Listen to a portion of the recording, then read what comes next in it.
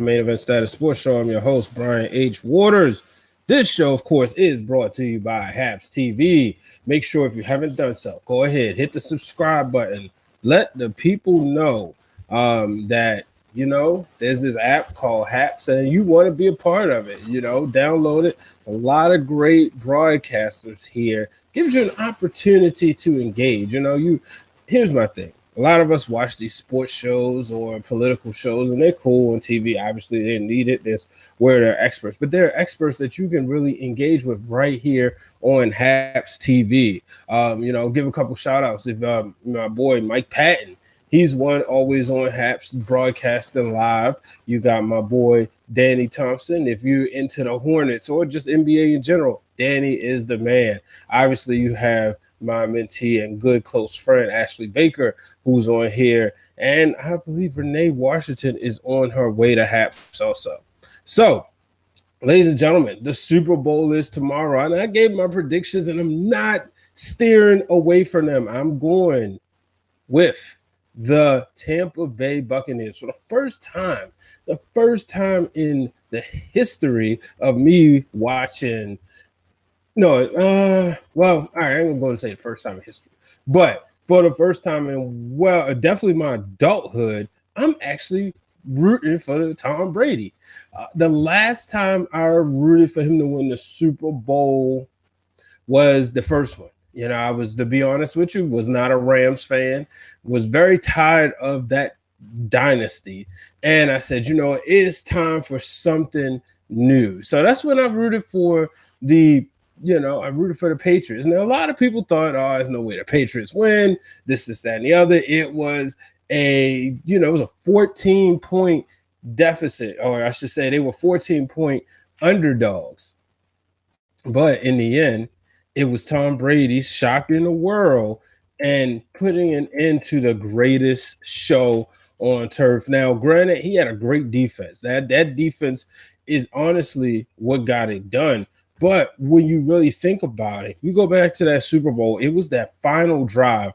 And I always like talking about this, John Madden, folks, the kids out there who watch it, John Madden was more than just the name of a video game. He was actually a coach, and then he was a broadcaster. And to be honest with you, I ain't gonna lie, I kind of miss him being there just because maybe it's a vintage thing. I know some people may not. But John Madden was one of those people said, they need to play for overtime. Don't worry about trying to win this game. And Tom Brady drove downfield and boom, won the football game. So that's one of the things I'm interested to see what's going to happen tomorrow. I think that I said this before and I'll say it again. Tom Brady is a dynasty killer. We think about the New England Patriots dynasty, right? And really they had two. You got the dynasty of the early 2000s and then the dynasty of the mid 2010s. Brady is a dynasty killer on a simple fact that here's what y'all got to realize. When people lose championships, right? When people lose championships, that right there it does something to the team. It does something, it gets in their head and it causes a little dissemination. And that's what I mean. Brady, this opportunity with the Rams, obviously they lost the Super Bowl, so they didn't regroup the same way. That's what I mean. Dynasty killer, right? So I go back to the Rams and the Patriots and the Eagles. They stopped the dynasty before it happened. And I'll say this, and Eagles fans may not like it, they may, if T.O. and the Philadelphia Eagles, yes, I said T.O. and the Philadelphia Eagles. What's up, sports dudes checking in from Twitter? One of my favorite podcasts, and I always appreciate the work that they do. Make sure you check out the Sports Dudes podcast. When I say dynasty killer, the potential dynasty for the Philadelphia Eagles in the 2000s, they already had a hard time getting to the Super Bowl. You want to believe that if they would have won that Super Bowl, everything would have came back. Everybody would have came back. Everything would have been peaches and cream, right? Wrong. Well, because they lost, there was the blame game. You had Donovan McNabb. You had him and T.O. wasn't on the same page. So because of that, that ended a potential dynasty. If they win, I didn't think the Carolina Panthers were going to be a dynasty. I didn't think that the Atlanta Falcons was going to be a dynasty. And quite frankly, the New York Giants wasn't, even though Tom Brady lost to them twice and then lost to the other Eagles team. But I do think that if spreading this tweet, make sure you follow me at Brian H. Waters. And if you're out there, hit the retweet button. I definitely appreciate this. If, what's up, Raj? What it do, Waters? Thanks, man. Looking forward to that heat from you tonight from you. If Tom Brady and the Patriots would have if they would have lost to the Eagles, that could have been a dynasty, right? Let's go to 2015, Super Bowl, 2014 season, 2000, when they beat the Seattle Seahawks, right? That Seahawks team had just won the championship, and they were coming back. That was a team that looked, the core of that defense was young. Russell Wilson was developing in front of our very eyes as a quarterback. That made me believe personally. I said, this team could be one of those teams that could win not 1, 2, but 3 in a row. If Pete Carroll runs the football with Marshawn Lynch, they're still a happy family. Instead, he calls a passing play. Russ throws the interception. There's dissemination. Why did Pete do this? Why did he do that? All of this. So what I believe, and people may think I'm crazy, but what I believe is Tom Brady and the Tampa Bay Buccaneers will win, because it's almost a now or never. And I wonder what the sports dudes over and Roger think about this. It's almost a now or never, right? If they go out there and win, will that put a halt to the Chiefs dynasty? Will guys start to say, there's the guys who maybe looking to take a pay cut, would say, you know what, no, I'm gonna go get my money elsewhere. What's up? The NR Hour is in the building. Will they take a pay cut? Or will they say, no, I'm gonna go get my money elsewhere? It's a lot, it's a different vibe in that locker room when you win or lose. Also news, Andy Reid's son, Britt Reid, suspended. Well, not suspended, but he won't be coaching, won't be on the sideline during the game because he is being investigated for a car crash that left a child with life-threatening injuries. That is a problem. That is a problem. Admitted to being impaired, and guess what? I'm a DUI. Because if he says he's impaired, he's under the influence. Now, maybe he didn't meet the limits or whatever. But come on now. This is a Super Bowl. And this is the privilege that people talk about. That's just, this isn't cool at all. And you feel, Andy Reid, and some people may say, okay, nepotism, whatever. He's the coach. That tends to happen. Head coaches give their children jobs, right? But you got 2 young children in the hospital. As far as I'm concerned, he should be suspended. Not just, he should be suspended for a year. There needs to be a message. There needs to be a huge message against this. You have these organizations, Mothers Against Drunk Drivers. Those children could be dead. That's not cool at all. That's not cool at all.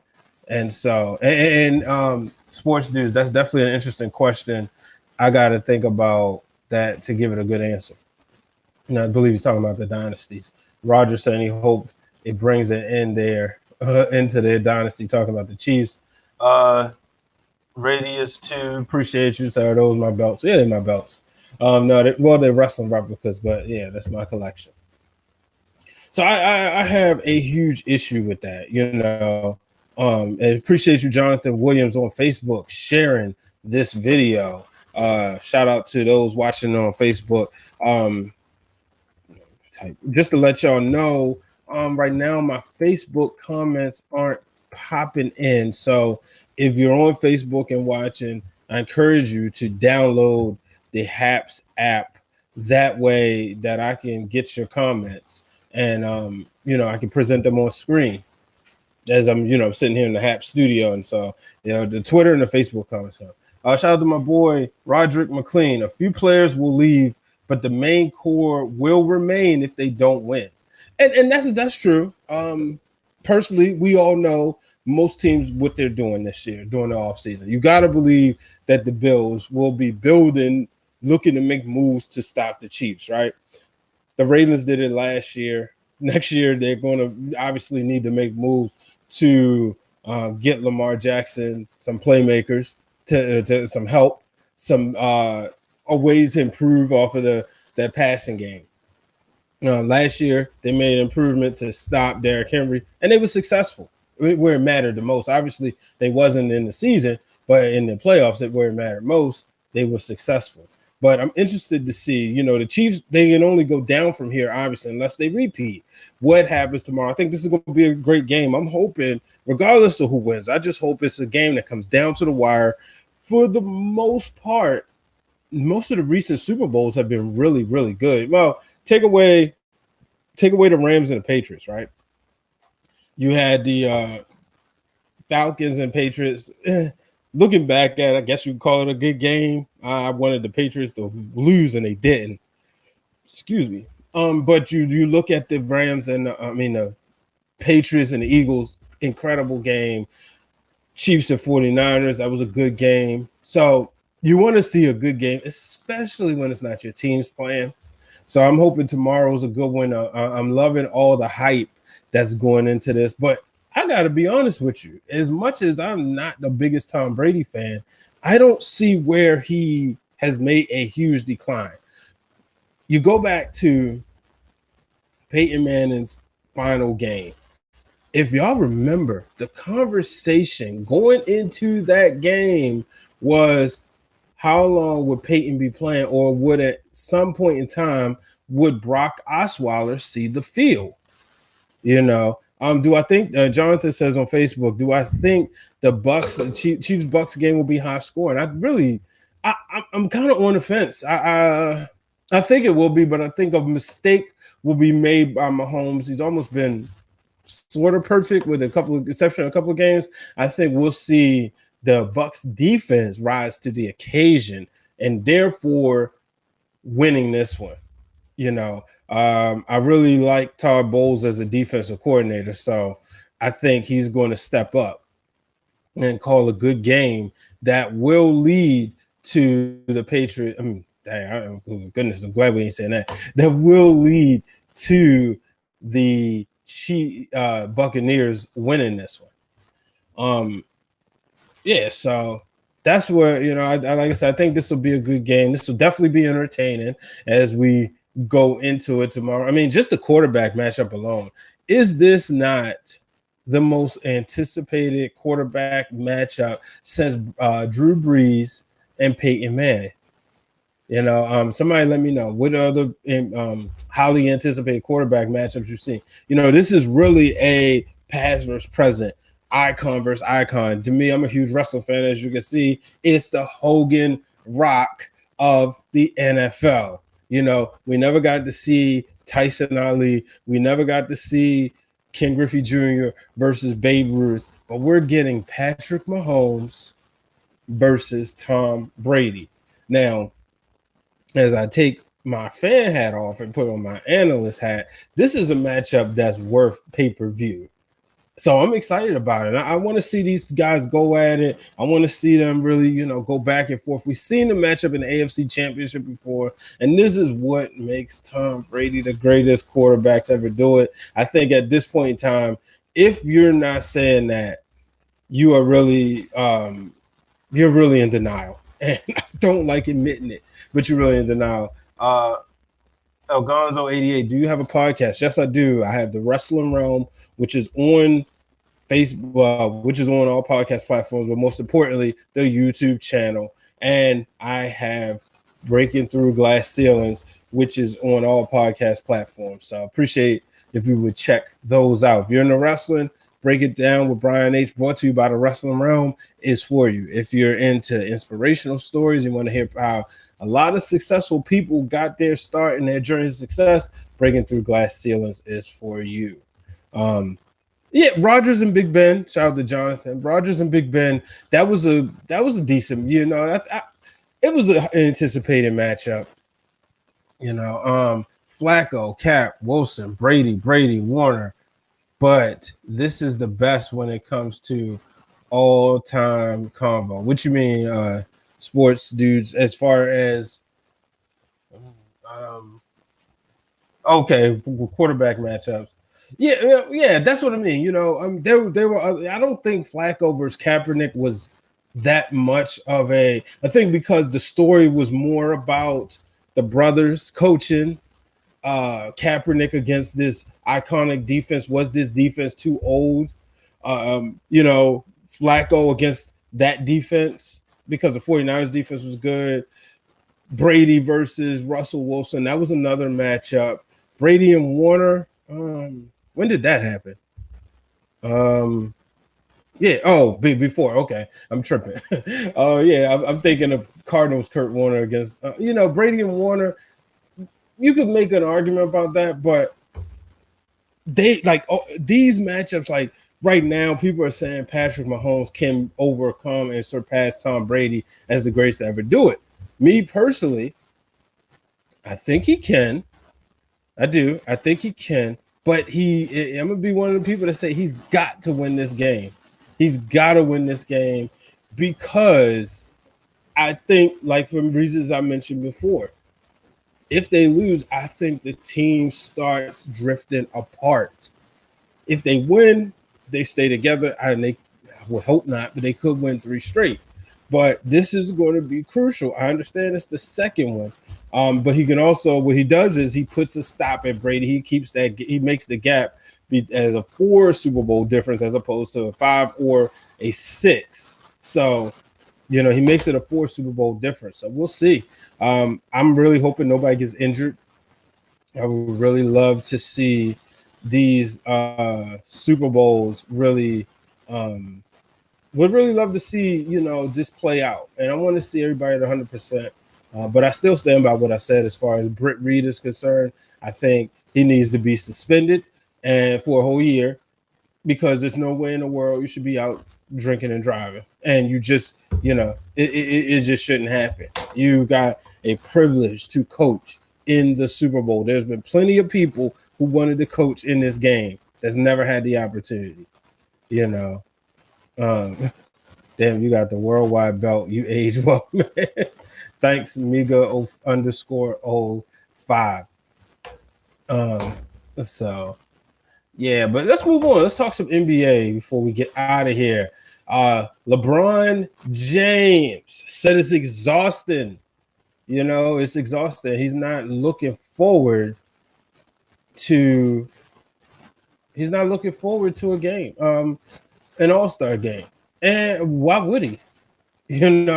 Why would he? When you really think about everything that's going on, everything with COVID-19, I wish it's like the season is already okay. They getting it, but they haven't been able to get this season under control. A lot of players, it's a lot of teams that haven't been able to play or because of the way the virus is spreading. So, Heavenly Dude, hello from Dallas. Thank you for tuning in. Yes, sports dudes, drunk driving, no tolerance. Trinity NYC 2020, he was in trouble with the law prior to his 2008 DUI. Exactly. But yeah, as far as NBA is concerned, I do think that they should have. I don't think an all-star game should have been considered for this year. You recognize the players, let them play 2K. That's the NFL's Madden thing was kind of cool. I liked it. Yeah, I know you're talking about Reed. I thought it was kind of cool. Let them play 2K. Let them do esports. Build up the esports community. It's a growing community. But I just don't think there should be an all-star game. You're talking about Atlanta.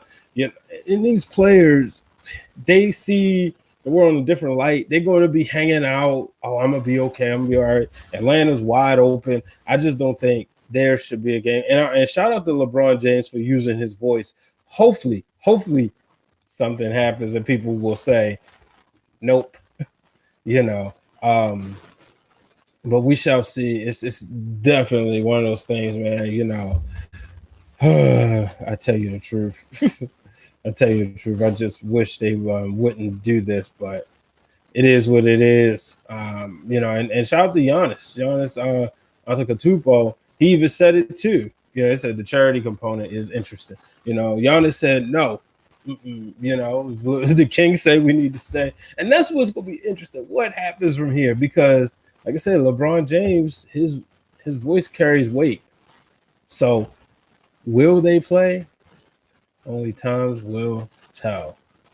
I'm looking on Twitter and I see Jay Gruden is trending. And somebody said the number of plays Tony Romo has called is greater than the number of plays Jay Gruden has called. And apparently Jay Gruden is coming for. Okay, he says on predicted plays, he's only right like 30% of the time. Those are pretty obvious. I mean, nobody talks about the times when he's wrong, but when he's right, holy cow, he's a genius. Oh, come on, man. Sure, it's a run. Nope, it's a pass. Sorry, I was wrong. Why is he worried about what Tony Romo is doing? It's like Tony Romo ain't bothering anybody. He's up in the booth. He's calling the plays sometimes before they happen. It's fun. Twitter loves it. People love it. Why is this a problem? Why is Jay Gruden? And I'm pretty sure he was probably, he's probably on somebody's show or something. But here's, according to the Wall Street Journal, they reviewed all 2,599 plays Romo called this season. He made 72 play predictions, and 68% of them was right. That's according to research. So you saying 30%, the numbers say 60% and determine that was a lie, Jay Gruden. All right, so we got some predictions up here. Anybody got some predictions? Drop them in the chat. Real quick, Jonathan says, who are the most surprising and disappointing teams heading into the All-Star break? I'm going to be honest with you. Let me look at the records right now. I can tell you, obviously, disappointing is the Wizards. I like the Wizards. I'm not a Wizards fan. I won't disrespect the fan base and say I'm a fan, but I like them. They close, but that they've definitely been a disappointment. The surprise, I want to say the Warriors, but I'm really not. I kind of figured they would float around this. Maybe the Pelicans. I was hoping they would take that next step. They were almost a playoff team. People argue that the bubble was to ensure they would get in the playoffs, but they didn't. The Mavericks is sitting at 9-14. They was middle of the road or towards the end. That's a little bit of a disappointment. Utah really is a surprise. I figured they would come back swinging considering the way they went out last year. But I do think it's the Lakers championship to lose. And this kind of feel like 2001, when you saw that year. And there was the Spurs who was, pretty much the number one seed, the front runners and whatnot. But the Lakers, even though, minus the Kobe and Shaq issues, they were kind of in their groove once they got going. They was a 2 seed and then just steamrolled right on through the playoffs. Justin T. Manning, what's good, bro? Appreciate you tuning in. Those who do not know, Justin is the moderator and creator of the Pro Wrestling Anonymous Clubhouse room. So make sure you check that out. Courtney Harden says Chiefs 31-27. That's a good pick, Roger says the Wizards are always disappointing. Says why Eternity C 2020 says why are they trying to predict plays anyway? I for one started turning off the sound. I mean, that's to each his own. I think it's cool. I like when he does it. It does make you wonder, like when Romo does this, like, and why didn't you win the Super Bowl? Why did you make some of those boneheaded mistakes? Or maybe, just maybe, it was Jay Gruden. And Yeah, sports do say it's the money that Romo makes. Yeah, and I would say well deserved. Calling a game is not easy, and I can imagine if you're playing, it's not easy. Justice says try being a Knicks fan. I mean, they 10-13. They got a shot. They really have a shot. I would love to see. I think it's good. It's great for basketball when the Knicks are doing well. So I'm really hoping that they can build something here and go forward. They're like my second favorite team just because I used to play when I played rec ball. That was my team. We were the Knicks, and we won the championship. I got the trophy around here somewhere. It's over there. So yeah, that was the basketball championship that I won. But so but yeah, obviously the Sixers and Lakers had an incredible game a few weeks ago. A couple days, maybe last week. Lakers ended up losing. They didn't play well at all, so it doesn't make me nervous. I think they can take them. The Brooklyn Nets sitting at 14-10. Many may say that may be a surprise, but guess what? Their coach is Steve Nash. He's getting adjusted, and maybe more so, not so much the coaching aspect. It could be like the transition of dealing with players in this one. I think it's hard to assume that just because a former player was great, they can just come in and just easily just coach, and considering everything else that comes along with that. But I don't see them winning the championship. Yeah, they got a nice big three. Good team on 2K, but like I said, I'm still rolling with the Lakers. One man bear P1G. Is that a Mike Hawk belt? Not sure who Mike Hawk is, but I can tell you that is the Andre the Giant. That is the UK, which the UK is the currently held by Walter.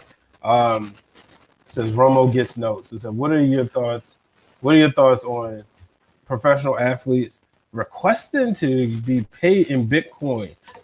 That is something interesting. I'm not a financial mogul by any means, but I think it's interesting. I'm wondering how do they, get the money? How do they get it converted?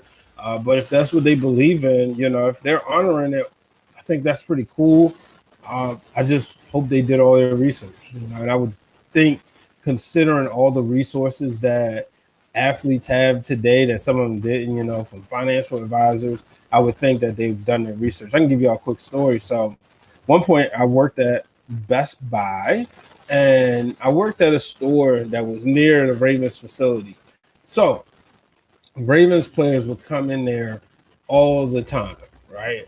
And they would always buy stuff. And there was one player who came in, he made a purchase. Then when he made that purchase, he brought it back and he said his financial advisor told him. Now, he wasn't a all-star player. I mean, he stayed on the team for a couple of years, but he was actually, I'm without saying much, maybe you can guess who it is, also played on the 49ers when the Ravens played them in the Super Bowl. But, the point is, he had a financial advisor advising against him making a purchase that the salesman had upgraded him to. So they got more resources. Russell Okung was the first, and now others are doing it through Strike. He is now doing it through Strike. Okay. Others are following. Foolish to take Bitcoin. You won't see Brady doing it. Some people say they think it's brilliant. Your future attorney says, I think it's brilliant. Donald Brandt, good idea to get paid in a currency that is going up in value instead of dollars going down. Once the government switches to crypto, it will be a new currency that they can regulate. 6.4 trillion was printed this year, infinite amount of US dollars. They need a safe haven for their money. Bitcoin is decentralized and they won't be able to regulate it. So that's what your future attorney is saying. So I think that's interesting. Like I said, I don't know too much about it. I would definitely be interested in hearing their take and why they are choosing to get paid in Bitcoin. And maybe it's for all the reasons you just said, but I think that's very interesting that they are doing that. And I want to see what happens. I mean, obviously, I think they will try to think the government will try to figure out a way to get their hands on it, brother. So we shall see. But folks, that'll do it as I wrap up. This episode of the Main Event Status Sports Show right here on Haps TV. Appreciate everybody for tuning in. Make sure if you haven't done so, click the subscribe button, follow me on Haps. And, if we're talking about coins, go ahead, drop me a couple of coins on the Haps app. Support the broadcast. You can also go ahead and sponsor the show that as low as I think it's the lowest $1 or $3 a month. So definitely appreciate that. Y'all take